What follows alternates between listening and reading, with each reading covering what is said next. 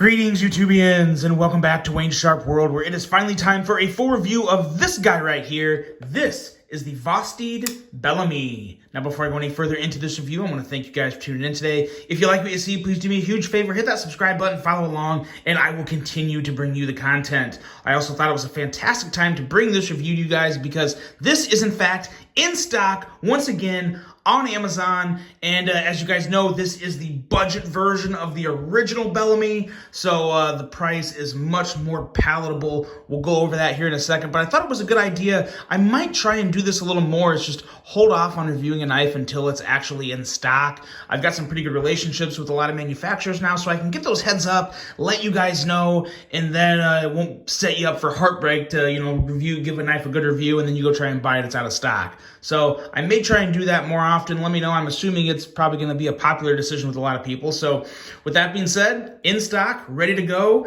Hop on down, grab the link. If it's something that you want to add to your collection, rotation, whatever it is you do with knives, whether you collect or use, there's nothing wrong either way with what you do with your knives. But with that being said, let's take a look at some overall specs on this guy right here.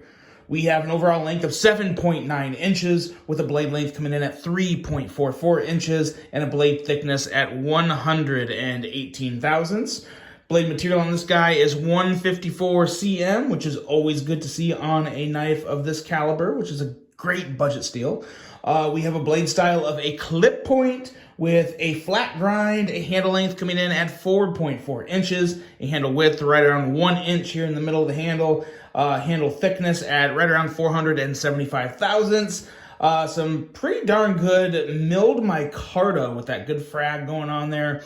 We have a liner lock locking mechanism and a user of a right or left hand tip-up carry, a weight coming in at 2.91 ounces, and a very nice, very reasonable price of 79 bucks for this guy. So, of course, with a knife of this quality, which I'll hit on a little more as we go through the review, zero problems whatsoever with 79 bucks. That's pretty much the standard, I think. That's what you see from Civivi. It's what you see from Kaiser. And yeah, this Vosteed can definitely carry its own against either one of those other brands.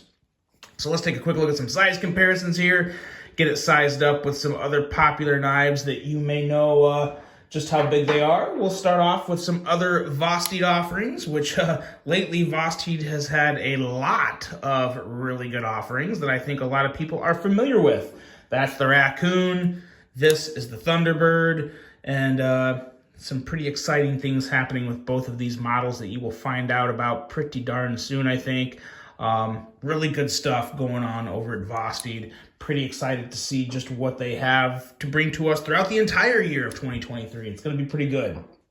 And then also have here the Kaiser Begleiter, which is a really, really good comparison in terms of ergos, handle, a lot of things. Very, very similar. And then we also have the Civivi Elementum, which is, always good for a little size gauging because everyone knows the Elementum, I think. Most people do.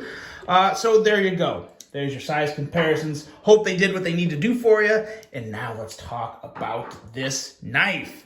And let's start with the blade here. We have a very good looking blade. This is one of those blades where a clip point and a fuller just really go well together. Fullers and clip points make for kind of like that tactical / survival looking style of blade. I'm not saying this is a survival knife by any stretch of the imagination, but just the blade shape in general. It looks really good, has a little touch of sass, it can get a job done, it's really good for EDC. Just a very kind of do whatever you want with it blade. And looks really good too, even with all the deployment options they have on this blade, from the fuller to the front flipper to the flipper. They did a good job of keeping this looking good. It doesn't look gaudy. The front flipper kind of sticks up a little like a mohawk, but it's supposed to. I mean, that's what front flippers do. I think they did a really good job of keeping the aesthetics dialed in on this with everything that's going on. So very good job there. You have a nice and slicey blade coming in at 18 thousandths behind the edge. Very nice edge, nice tip, slicey tip. Everything about this blade is pretty good to go, in my opinion. You even have a decent plunge grind down there. Nothing crazy good, but for a $79 knife, and especially considering how deep the choil actually goes down to sharpen it with, yeah, that's going to serve you pretty well. Looking at, let's see here, the swedge. I really like the swedge. I love how it's kind of blended into the fuller and into the clip point area of the blade. It's just a very, very nice added visual element from an aesthetic standpoint. I think they did a really good job on just the overall execution of this blade from a cutting geometry standpoint, as well as just an aesthetic, make it look good standpoint. Because I think a lot of us will agree, some people may not want to admit it, but if a knife is ugly, I don't really care how good a cutting geometry has. I don't care about all this other stuff, because there's a lot of good looking knives out there that have that too. So it is important that, the knives have to be attractive at this point of time, because there's a lot of competition out there. And yeah, if this don't look good, you can find another knife probably about the exact same price that does have everything. So that is important, and it looks really good. So yeah, jimping on this blade, they get an A++ for jimping all over this guy.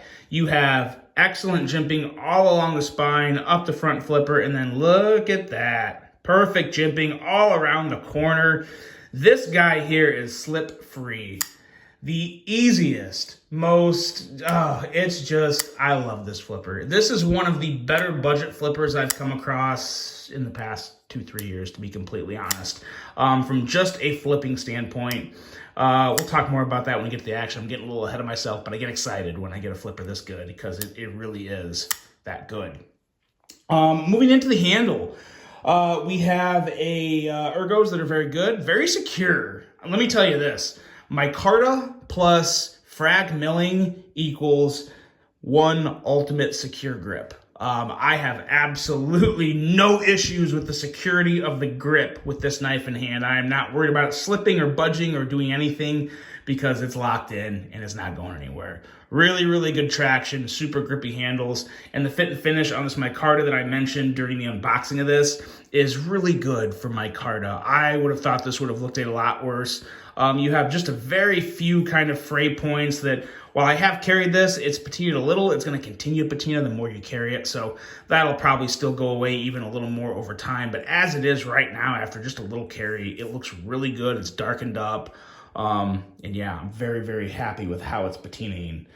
You have nice inset liners, which are always a nice thing. I feel like inset liners are always great, but I may not give them as much of a shout out and appreciation as I should, because yes, a lot of them have them now, but not all of them. There's still a good amount of knives that don't have inset liners, and it's always nice to see it, because it is a nice detail and it helps keeping the handle kind of compact and sleek and just good looking. So really like that a whole lot. There is an issue on this knife. It is the clip, and it is mainly for the actual putting it into the pocket, the height of this clip.